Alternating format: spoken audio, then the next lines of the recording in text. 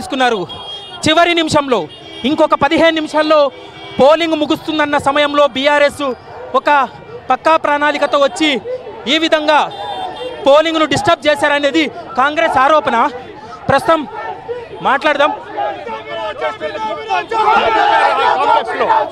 అడగడానికి వస్తే కొట్టడాలు క్యాండిడేట్ కూడా కొడుతున్నారు. ఇక్కడ ప్రజాస్వామ్యం ప్రస్తుతం మనం చూస్తున్నాం సార్. ముందుకెళ్ళు. ప్రస్తుతం మనం విజువల్స్లో చూస్తున్నాం. ఒకవైపు పూర్తిగా ట్రాఫిక్ జామ్ అయింది, మరోవైపు బీఆర్ఎస్ కార్యకర్తలు ఇక్కడ రోడ్డు పైన బైఠాయించడంతో వారందరినీ కూడా పోలీస్ స్టేషన్కి తరలిస్తున్నారు. మనం విజువల్స్లో కూడా చూస్తున్నాం.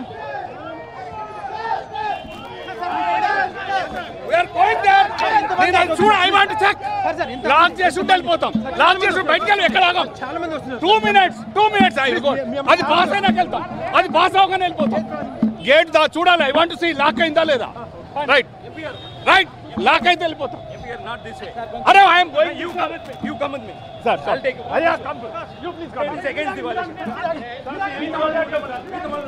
అరే ఉండండి, అందరూ ఉండండి. రైట్ సార్ మీ అభ్యంతరం ఏంటి? అభ్యంతరం ఏంటి సార్? మీ అభ్యంతరం ఏంటి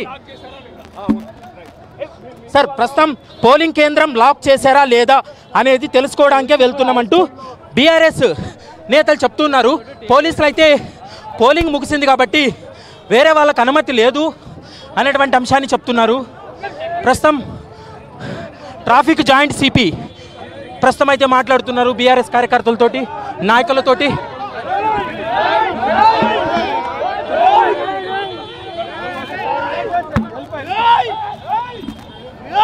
ప్రస్తుతం పోలీసులు లాఠీ చార్జ్ చేసే అవకాశం ఉంది. ఎందుకంటే పోలింగ్ ముగిసిన తర్వాత కూడా ఈ విధంగా అడ్డుకుంటున్నారంటూ ప్రధానంగా ఆరోపిస్తున్నారు. ప్రస్తుతం చూడొచ్చు తోపులాట జరుగుతున్నటువంటి విజువల్స్ మనం ఏబిఎన్ స్క్రీన్ మీద చూస్తున్నాం.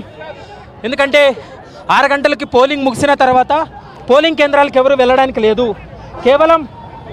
కేవలం ఎలక్షన్ కమిషన్ ఆదేశాల మేరకు కేవలం ఎవరైతే క్యూ లైన్లో ఉన్నారో వారి మాత్రమే లోపలికి వెళ్ళాలి తప్ప మిగిలిన వాళ్ళు వెళ్ళడానికి వీలు లేదు అనేది ప్రధానంగా పోలీసులు చెప్తున్నారు. ఏ పోలింగ్ కేంద్రంలో కూడా ఓటర్స్ లేరు. కానీ పోలింగ్ కేంద్రం క్లోజ్ అయిందా లేదా అనేటువంటి అంశానికి సంబంధించి క్లారిటీ కోరారు. పోలీసులు కూడా అన్ని పోలింగ్ కేంద్రాలను కూడా మూసివేశాం. 6 గంటల లోపు ఎవరైతే క్యూ లైన్లో ఉన్నారో వాళ్ళకు మాత్రమే అనుమతి ఇచ్చాం, మిగిలినటువంటి వారందరినీ కూడా పంపించామనేది ప్రధానంగా పోలీసులు చెప్తున్నటువంటి మాట.